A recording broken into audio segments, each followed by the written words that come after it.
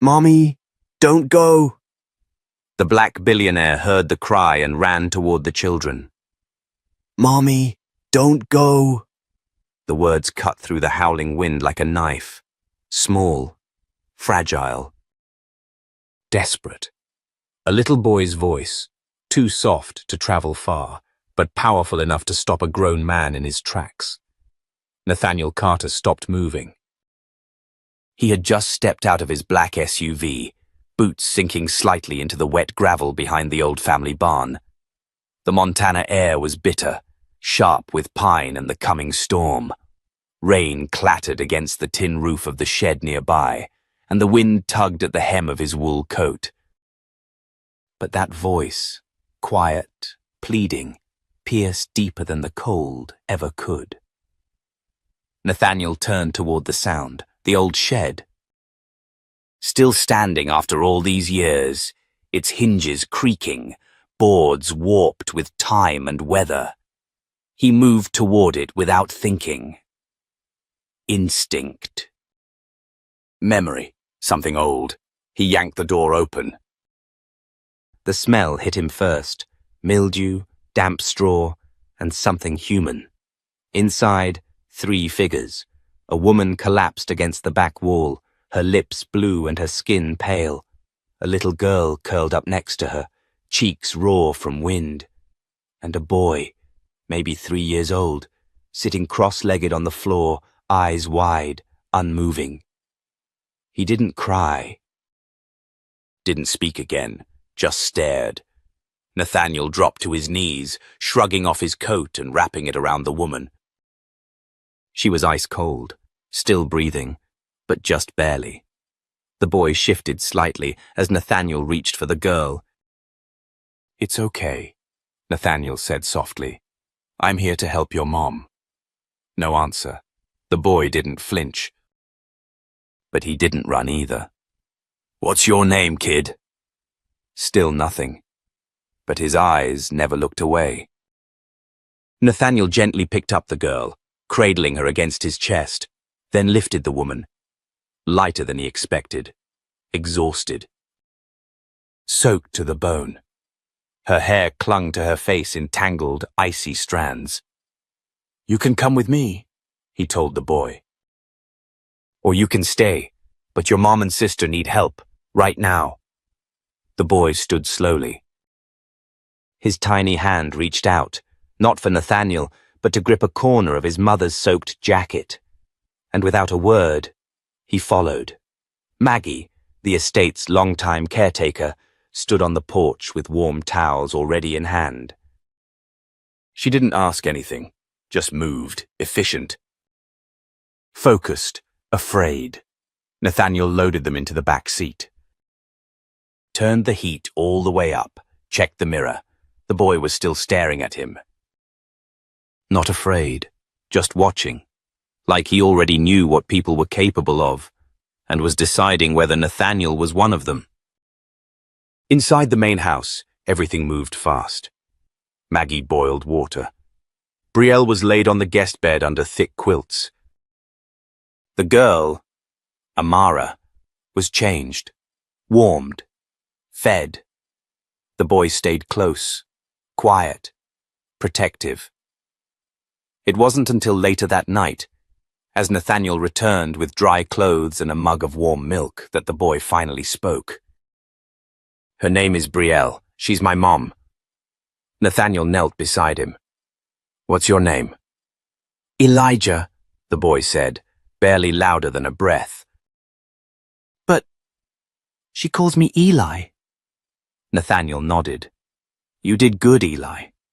You kept her safe." The boy didn't reply. He just crawled onto the bed beside his sister and placed a hand on his mother's arm. By morning, Brielle stirred. Her first sensation was warmth. A soft mattress, the scent of cinnamon. Then, panic. "The kids, they're safe." The voice came from the corner. Calm. Deep. "Steady." She turned. A tall black man sat in an armchair watching her. His elbows rested on his knees, his expression unreadable, but not unkind. Elijah, Amara. They're downstairs. Warm, fed. Maggie's watching them. She stared. Her voice cracked. Who are you? Nathaniel Carter, he said. You were in my shed. I found you last night. Embarrassment flushed her face. I wasn't trying to break in, You weren't breaking in, he interrupted gently. You were surviving. Silence, then her voice, brittle and low. He threw us out. His family said I didn't belong. That if I didn't leave, they'd call the police. So, I left. Nathaniel didn't respond immediately. He stood, moved to the window, let her keep talking. I was married to a man named Troy Jennings. His family never accepted me, said I was a mistake. That my kids didn't belong to him, but they do. He's their father. Her breath shook. Last week his mother told me I was done, just like that. No money. No ride, no plan. Nathaniel turned. Why come here? I didn't know where I was going, she said. I just walked, saw a light, thought maybe the barn would be warm. He exhaled. I was 6 years old when I was left in that shed, Nathaniel said softly. Foster system forgot me. Man who dropped me off never came back. I stayed there for 3 days. Brielle stared at him. Third night, someone found me, took me in. Raised me until he passed. That's why I came back here, to remember. A beat passed. That's why I heard your son. The silence between them wasn't awkward. It was heavy, sacred. I don't know what you plan to do, Nathaniel said finally. But you and those kids aren't walking back into the cold. Tears slipped down her cheeks. I have nothing to give you. You already did, Nathaniel said. You gave them a mother who didn't leave. She covered her face with her hands trembling. He didn't move to comfort her. He just stayed. Because sometimes, the strongest thing a person can do is stay. The video went viral, and her past came knocking. The video lasted only 45 seconds. Shaky, taken from behind a rainy window. It showed a soaking wet woman collapsing into the arms of a tall man, 2 children clutching her coat. The caption read, Homeless Mom and Kids Rescued in Montana Storm by Billionaire Nathaniel Carter. By morning, it had 3 million views, but Brielle didn't know that. She sat on the edge of a warm bed, watching Eli and Amara breathe in perfect rhythm. Their skin no longer pale, their bodies relaxed. Then came the knock. Nathaniel stood in the doorway, flannel shirt, rolled sleeves. Come downstairs, breakfast is ready, Maggie's orders. I don't want to wake them, she whispered. We'll keep their plates warm. She followed him. In the kitchen, Maggie was flipping eggs and humming. The smell of cinnamon toast wrapped around her like an old memory. Sit down, sugar, Maggie said without turning. You look like you haven't had real food in days. Brielle sat. Nathaniel handed her a mug of coffee. Then after a pause said, Someone filmed us last night. It's online. She froze. What? It's everywhere. News outlets. Social. Some people don't know your name yet, but they know your face. Her hands tightened around the mug. I didn't ask for this. I know, Nathaniel said. But the world doesn't always wait for permission. She stared at the floor. If Troy sees it, Nathaniel's voice sharpened. Let him. She looked up. Why would you say that? Because he needs to see what he walked away from. Her lip trembled. He'll come for us now. Then let him, Nathaniel said. This time you're not alone. She stared at him, not with fear, but with disbelief. Downstairs, Amara toddled in and climbed into Brielle's lap. Nathaniel smiled. I've got crayons in the study, little one. Want to draw? She nodded, and soon vanished down the hall. Brielle exhaled. She hasn't drawn since Colorado. What about Eli? He's different. Quiet. He watches, feels more than he says.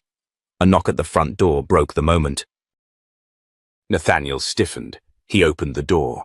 A suited man stood with an envelope.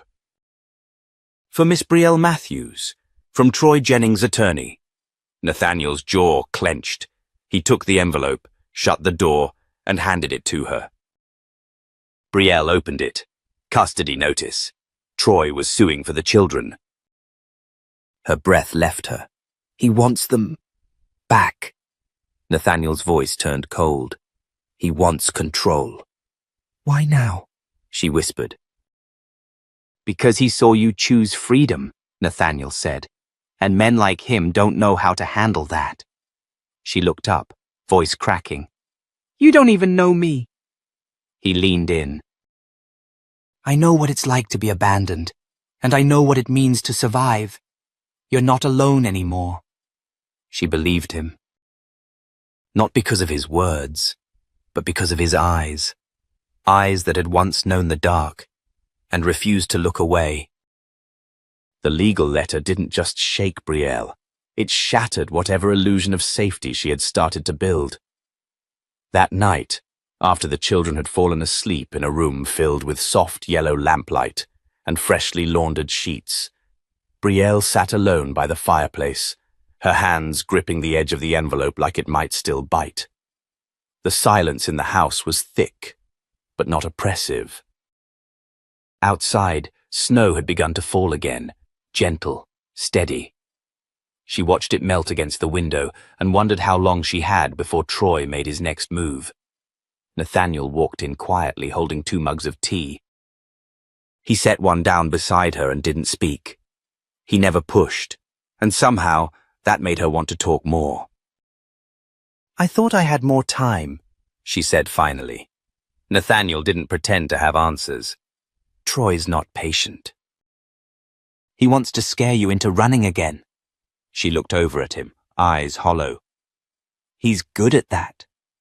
But you're not the same woman who walked out that door, Nathaniel said. You're stronger now.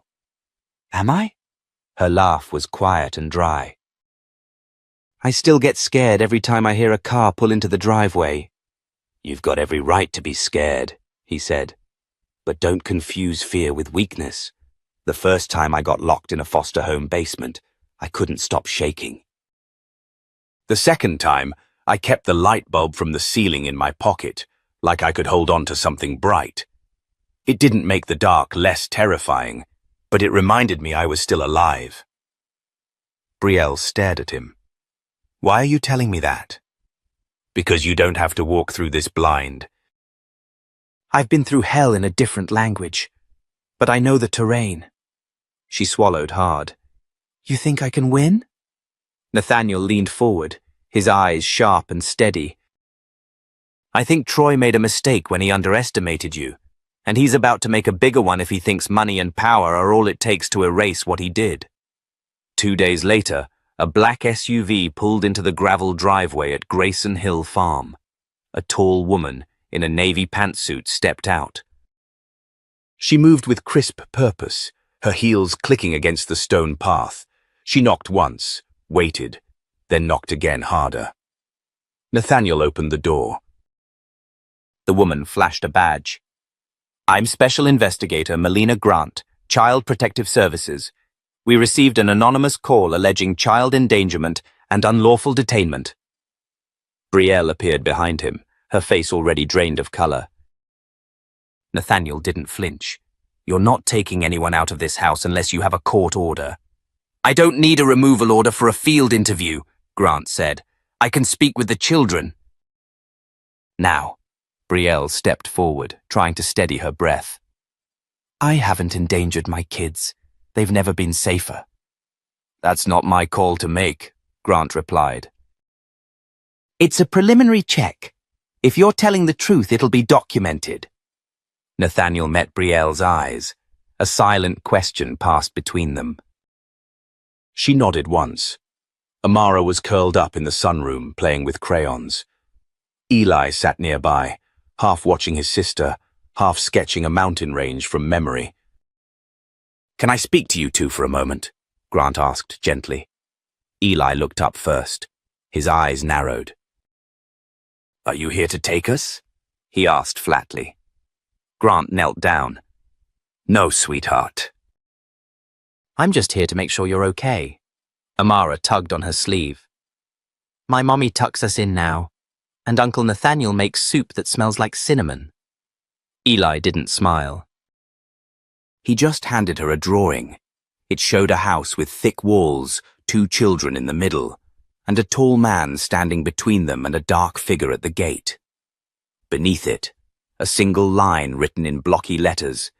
"He didn't come for us until it was too late." Grant stared at the picture for a long time. Back in the kitchen, she set down her tablet and looked at Brielle. "This isn't standard, but off the record, I've read a dozen false custody claims this month. I've never had a kid hand me a drawing that told me everything before I even asked a question." Brielle blinked back tears. "You'll get a clean report," Grant said. "But a custody trial is still coming. He's playing hardball." Brielle nodded.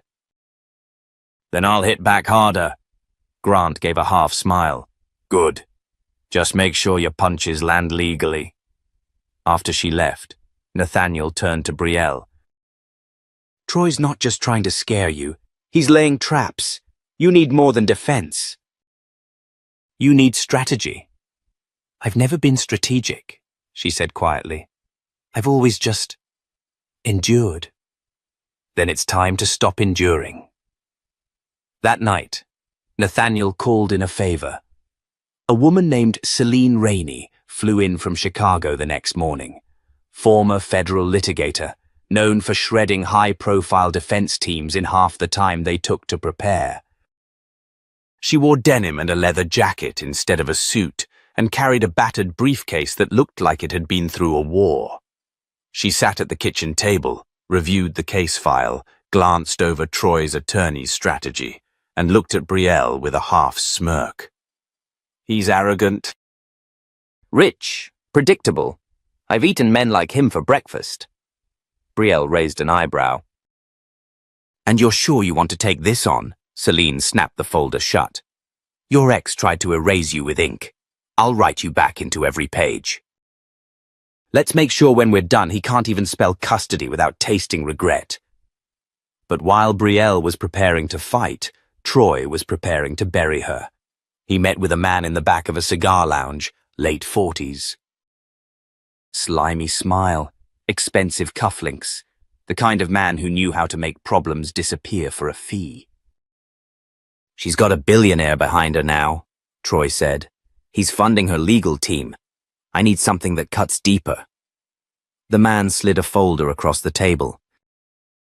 "Every place she's lived, every bill she's missed, every scrap of gossip that could turn a judge's head." Troy opened it. Inside was a photograph, not of Brielle, not of the kids, but of Nathaniel, with his arm around a woman in a Navy uniform. The man whispered, "You dig deep enough into Grayson's past, you'll find ghosts. You just have to know where to bury them again." Troy smiled slowly. "Let's ruin them both." Back at the farm, Brielle stared out at the snow-covered trees, holding a hot cup of tea. Nathaniel came to her side. "You ready?" he asked. She looked up, her jaw set. "I'm ready to stop running." And for the first time, her voice didn't waver. The courthouse smelled like old paper and cold ambition. Brielle Matthews stood outside the hearing room, hands clenched around a folder that held more than legal arguments. It held years of silence, bruises no one saw, and a voice she was finally ready to use. Celine Rainey stood beside her, unreadable, calm as a loaded gun. "You don't flinch," she said quietly. "Not today." Brielle nodded. though her stomach twisted like rope. Across the hallway, Troy Jennings adjusted his sleeves, pale grey suit tailored perfectly, hair slicked back like the past 5 years hadn't taught him a single thing. When his eyes met hers, he smirked, the kind of smirk that once made her second-guess herself. Not anymore. Inside, the courtroom felt colder than the wind outside. Tall windows let in pale light, but it didn't reach the corners. A few reporters sat in the back. Judge Naomi Park presided, sharp-browed, serious, but fair. Troy's attorney stood first. Polished. Practiced. Your Honor, my client requests joint custody, not out of hostility, but genuine concern. Miss Matthews removed the children without legal notification and is now residing on private property, owned by an unrelated male. He let that last phrase hang in the air, like a slow-moving insult. She is isolating the children, he continued, from stability, from structure, and from a father who wishes to be involved. Celine rose smoothly. Ms. Matthews left because she and her children were subject to repeated emotional and psychological abuse. We will provide medical reports, neighbor testimony, and recorded communications proving Mr. Jennings' pattern of intimidation and neglect. And the so-called unrelated male, Mr. Nathaniel Carter, is a respected businessman, the man who physically rescued Ms. Matthews and her children from a storm that could have killed them. Judge Park scribbled a note. Proceed. Both sides will be heard. Brielle took the stand first. She spoke softly at first, but her voice didn't shake. She described the night Troy's family forced her out with nothing but a bag and 2 sleeping children. She described snow, the shed, the way her daughter whimpered in her sleep, the silence in Eli's eyes. Troy crossed his arms, face still, but the way his foot tapped against the floor betrayed something boiling beneath. Then came the letter. Celine handed it to Brielle with a small nod. Please read this aloud.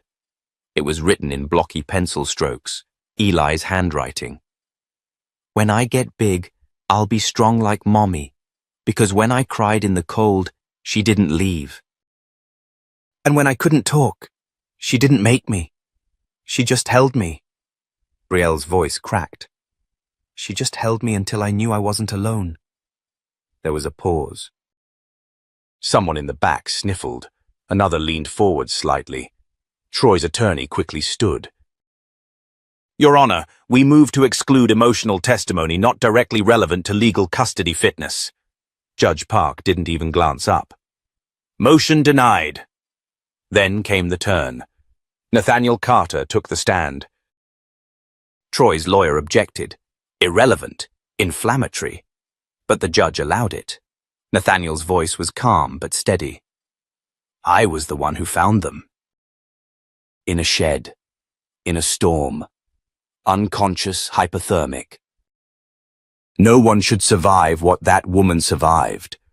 But she did, because she didn't leave her children. That's what survival looks like. Not money, not press statements, but staying. He paused. I know what it's like to wait in that cold for someone who never comes. I was that child. And I can tell you right now, Eli and Amara, they were never alone. She never left. Troy's face turned a shade paler. Then Celine stood, holding a slim folder. Your Honor, we have additional evidence. Records obtained via private investigation confirm Mr. Jennings hired an unlicensed party to surveil Miss T. Matthews without her consent. This surveillance included footage of the minor children and constitutes a breach of privacy. She handed the folder to the judge. Furthermore, we are filing for an immediate restraining order following this hearing. Troy jolted to his feet. She's lying! She left because she was cheating with that man! He pointed at Nathaniel, face twisted. Mr.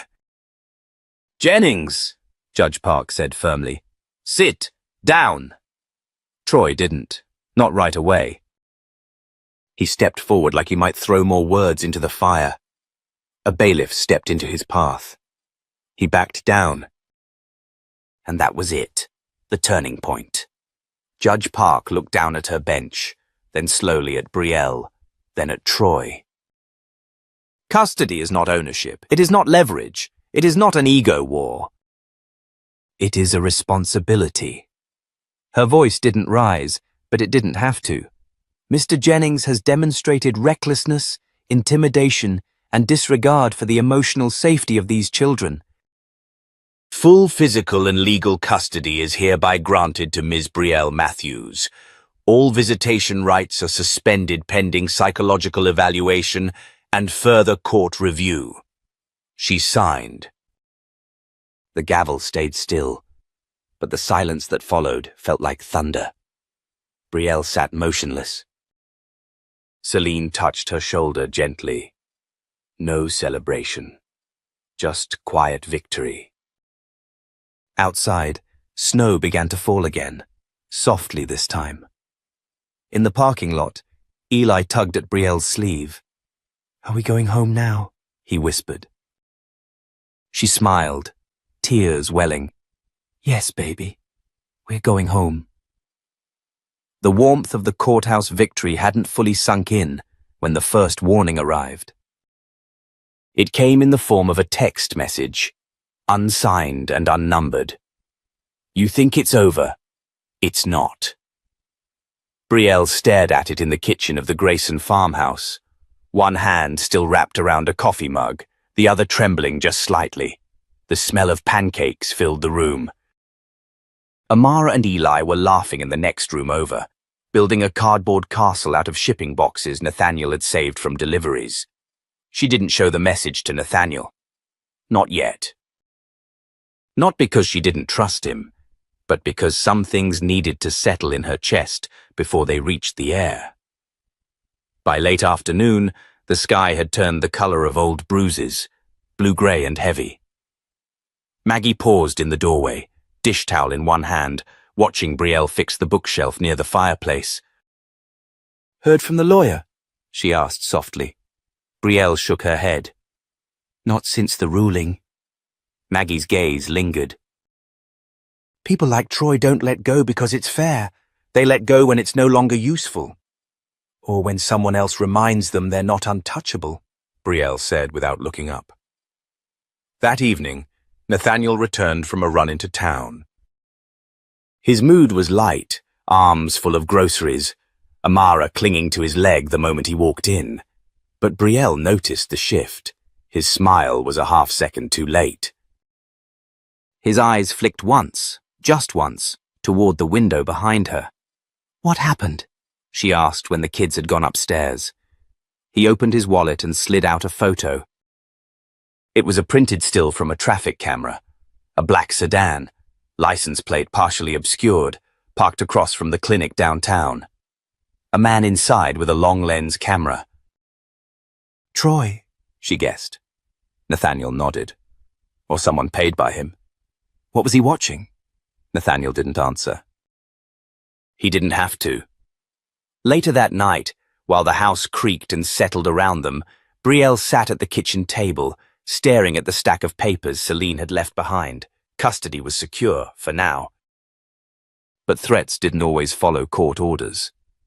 Nathaniel returned with a laptop, his expression tighter now.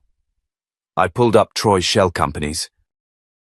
2 weeks ago, he moved some funds into an account tied to a private security firm." She blinked. "What kind of firm?" Nathaniel hesitated. "The kind that offers recovery services." The words dropped like stones. "You think he's going to try and take them?" she asked, voice low. Nathaniel leaned across the table. "I think he wants to scare you into running. Or corner you into a mistake. I won't run." "I know," he said quietly. "But we need to be ready if he forces a confrontation." The next day, Maggie took the kids to the community library, giving Brielle space to breathe. But the house didn't feel peaceful.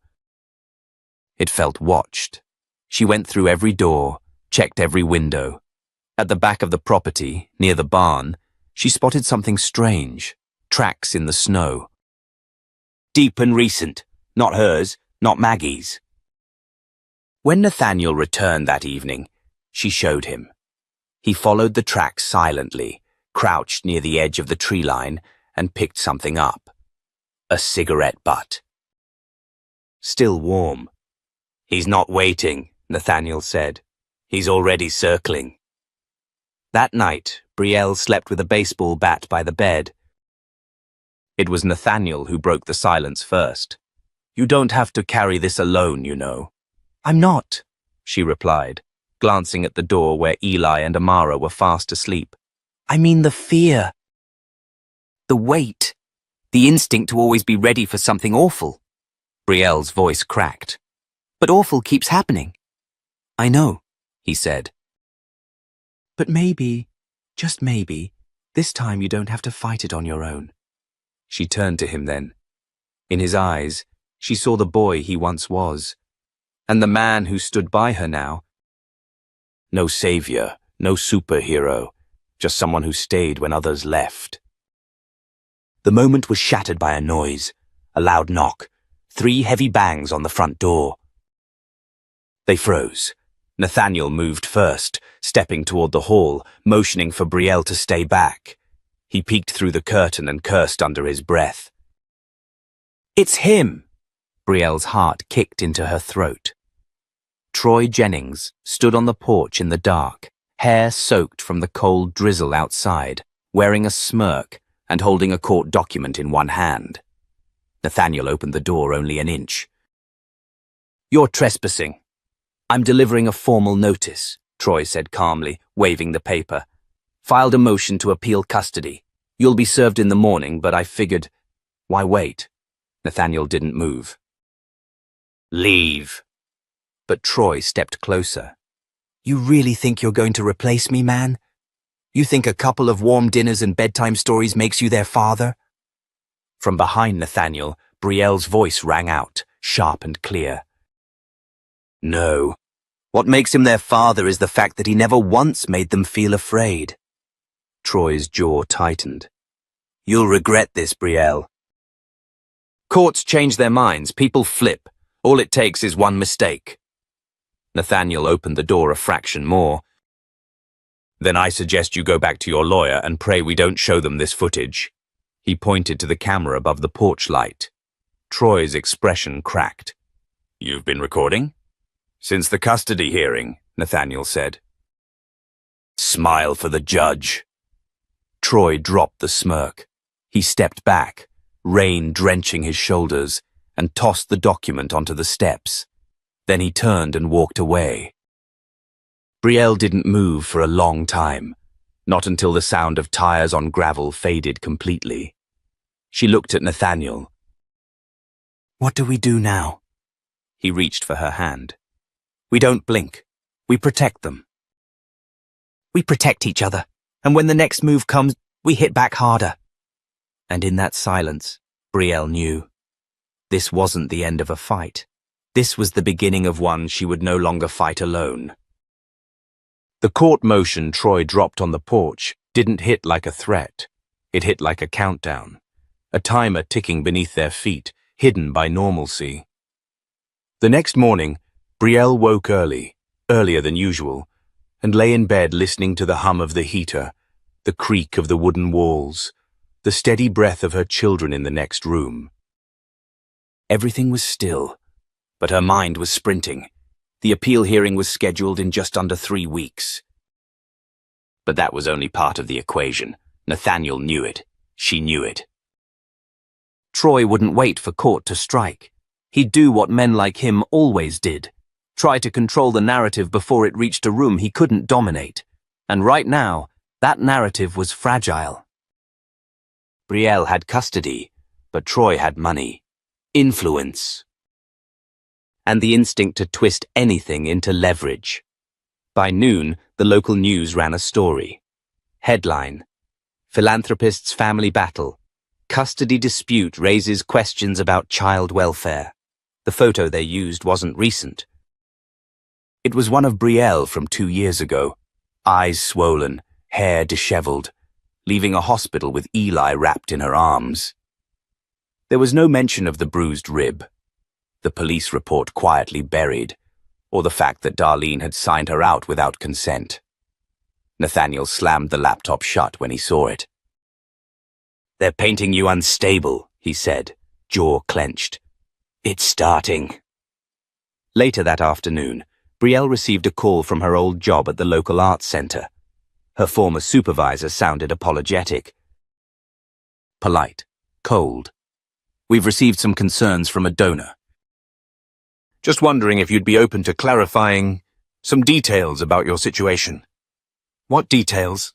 Brielle asked, though she already knew. A pause. Then the kind that wraps around a lie to make it sound professional.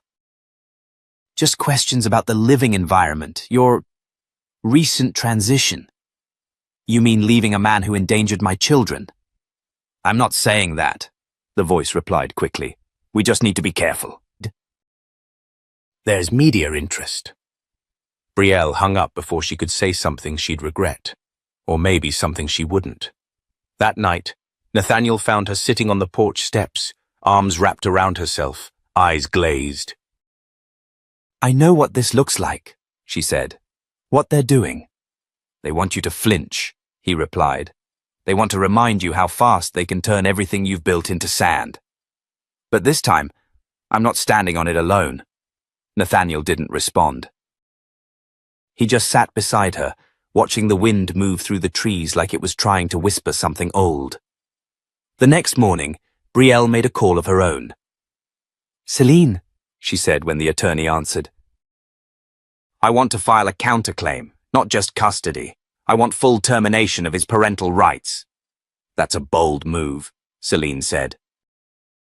"It will provoke him." "I'm counting on it," Brielle said. By the weekend, Troy responded in kind.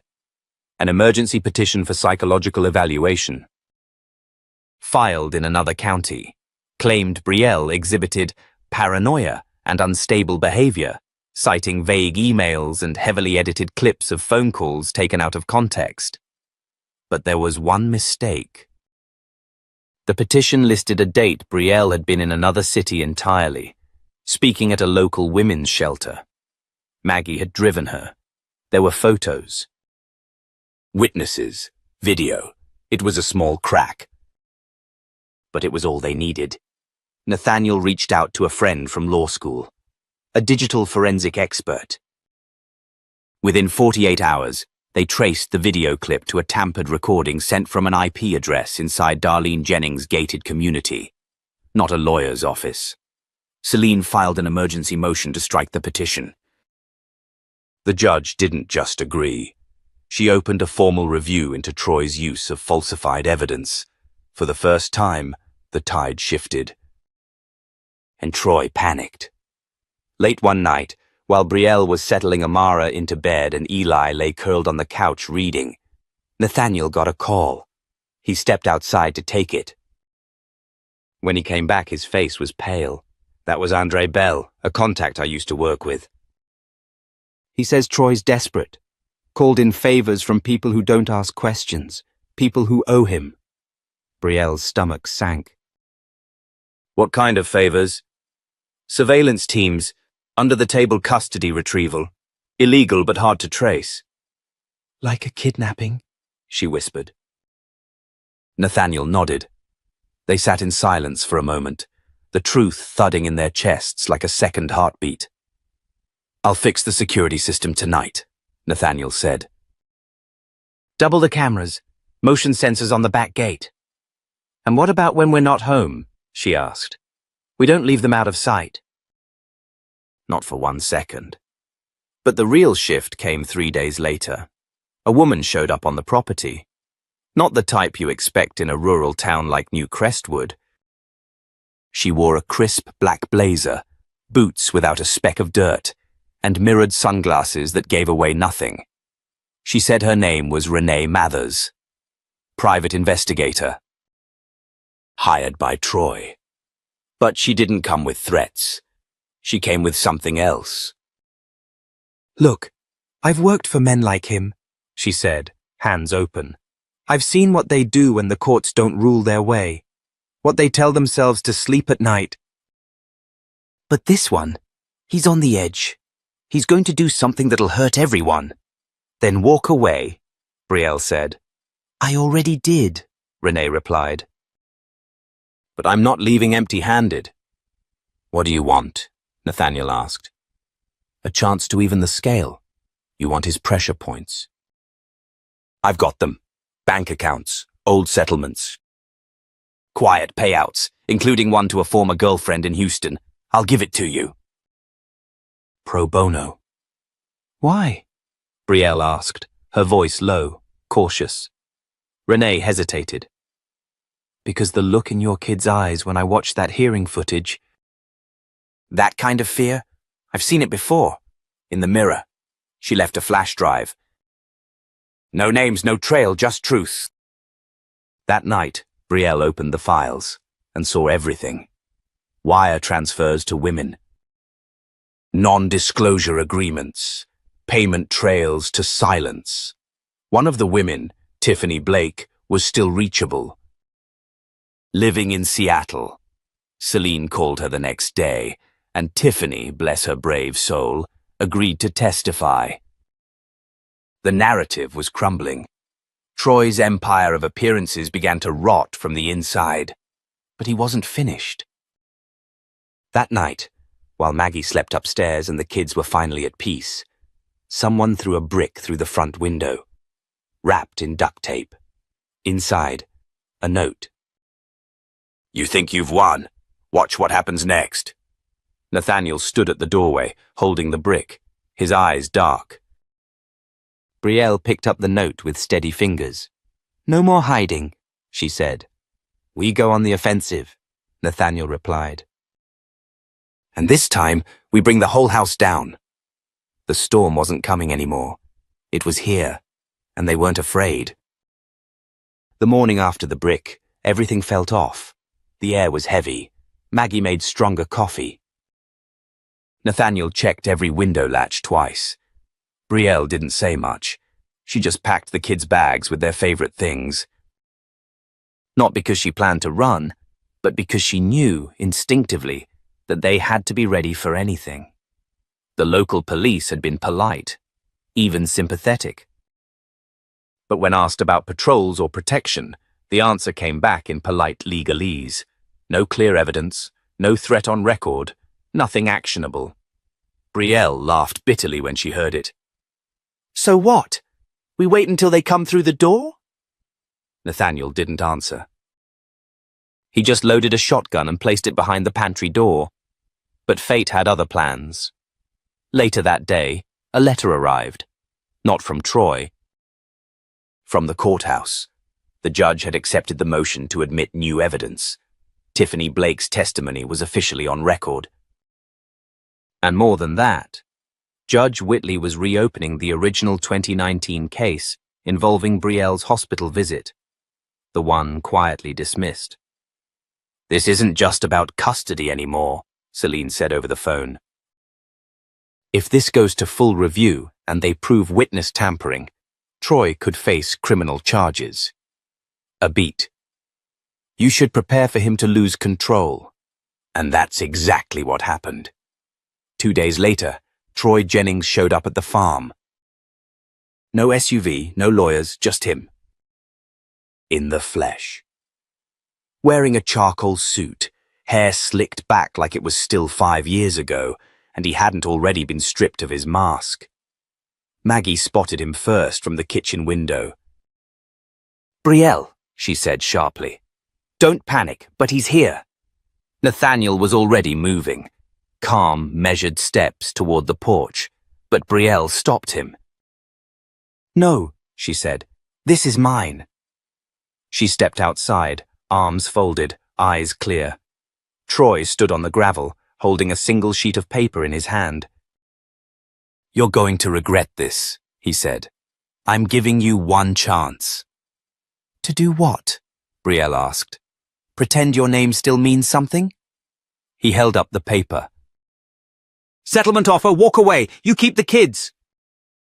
I get visitation. No court. No public trial. And you get to keep your reputation, she said, not even bothering to take the paper. I'm offering peace.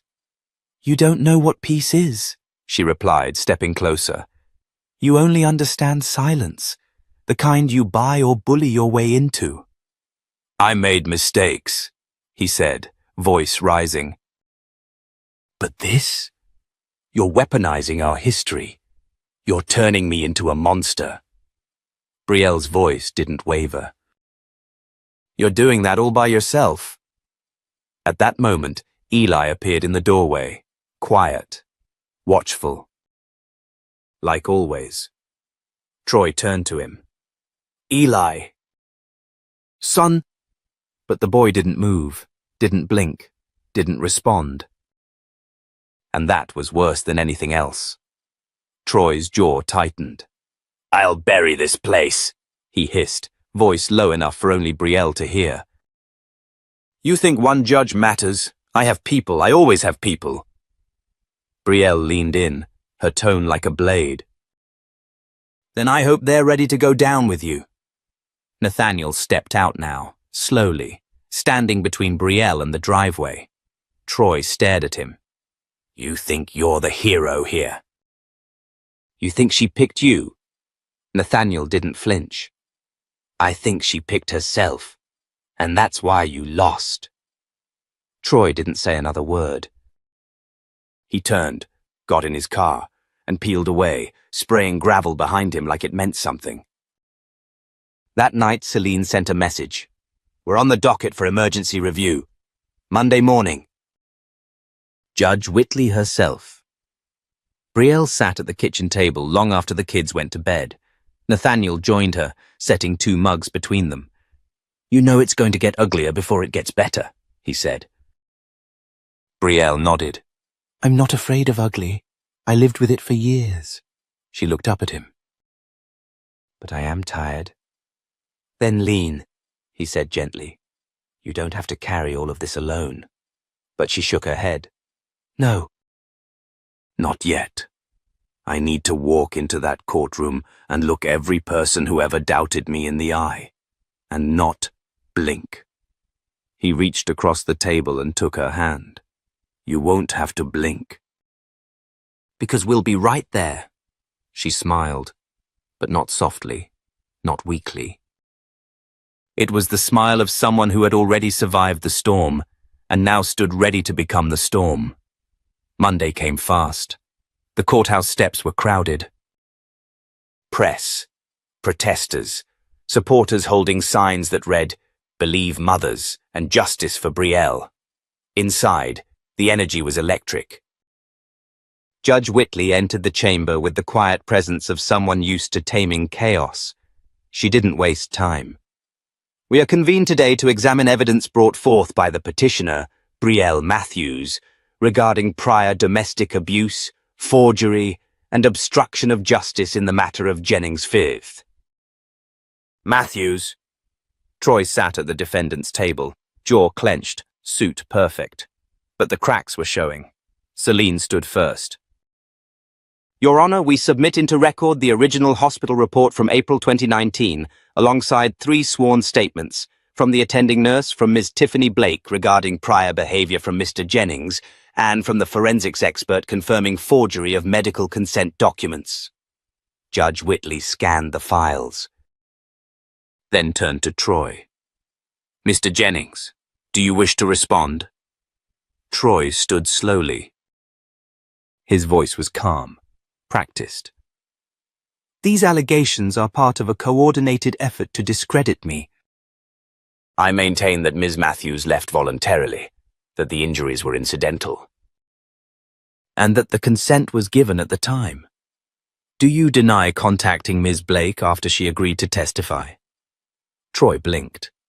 I don't recall making direct contact. Celine rose again. Your Honor, we have a voicemail transcript from Mr. Jennings to Ms. Blake. The message included veiled threats. Judge Whitley raised a brow. Mr. Jennings, This is your last opportunity. Deny it clearly, or I will take it as obstruction. Troy's eyes flicked to his lawyer. His lawyer stared at the table, and that was it. The moment it all broke, the courtroom fell into silence so thick it made air feel heavy. Judge Whitley leaned forward.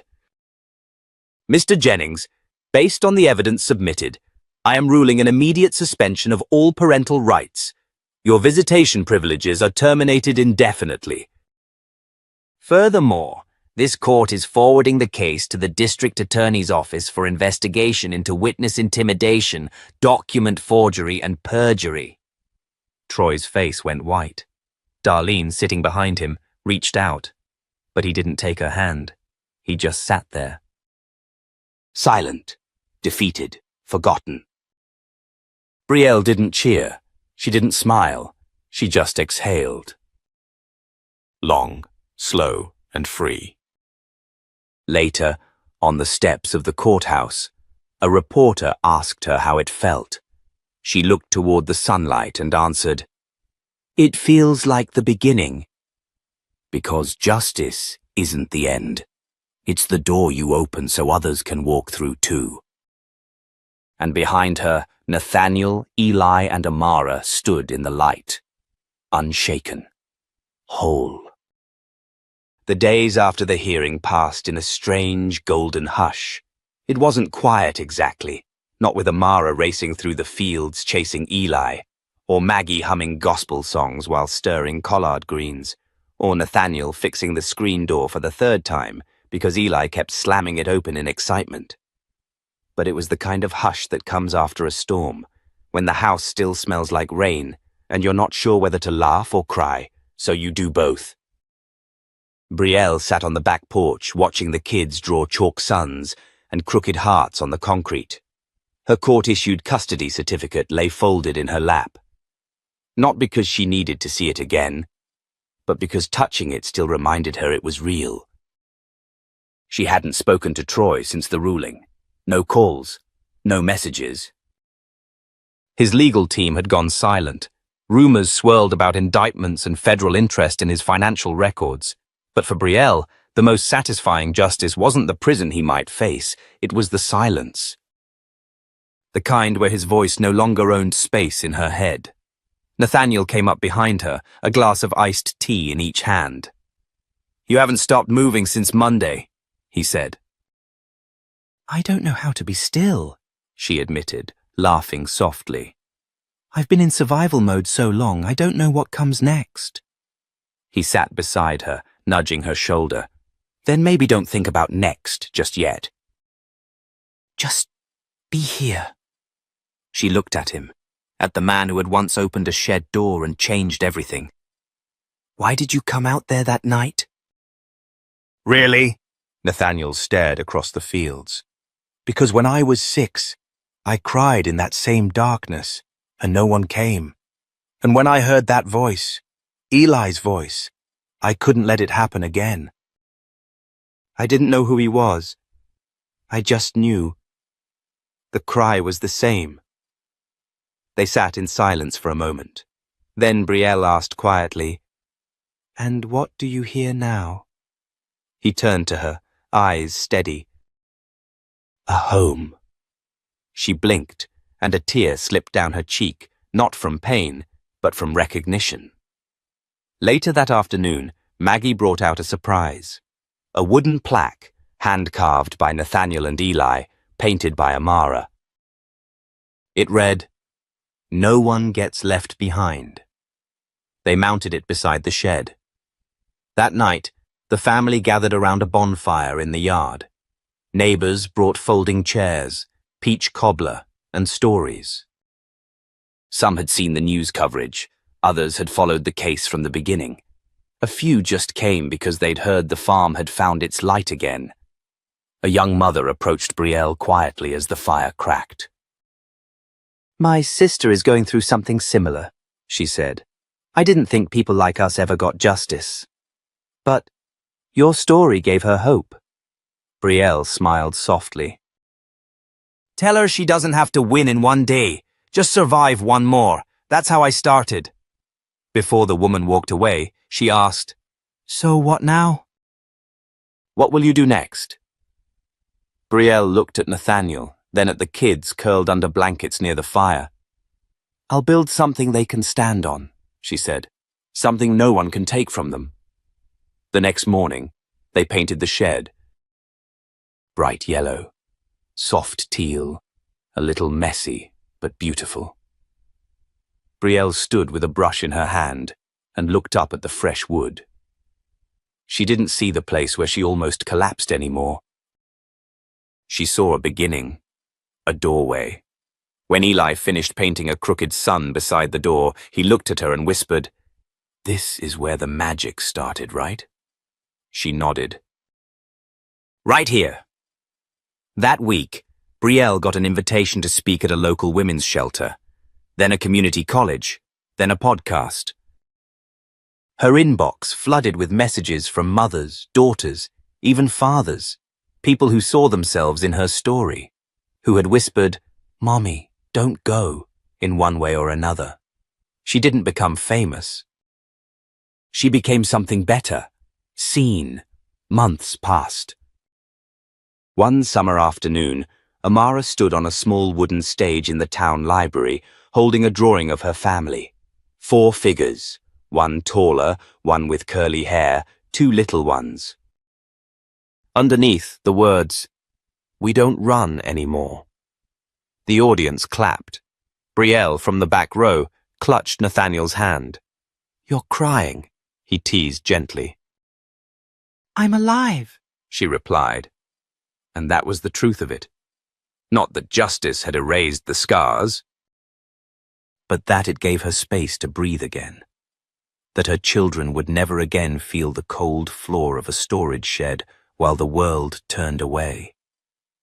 And that someone, somewhere, would hear her story and decide not to give up. Because in a world where injustice wears 1,000 faces, sometimes all it takes is one person listening when a child says, "Mommy, don't go." Sometimes, that's how the healing begins. And if this story moved you, if it reminded you of something buried, or gave you hope for something better, then let it live. Share it. Pass it on. Let others know they're not invisible, not voiceless, not broken beyond repair. This was the story of Brielle Matthews. Of Eli, of Amara, of a man who opened the right door at the right moment, and of a truth that can't be silenced anymore. Subscribe to the channel for more real stories, more light in the dark, and more doors that finally open. We're not done yet. And we're not leaving anyone behind.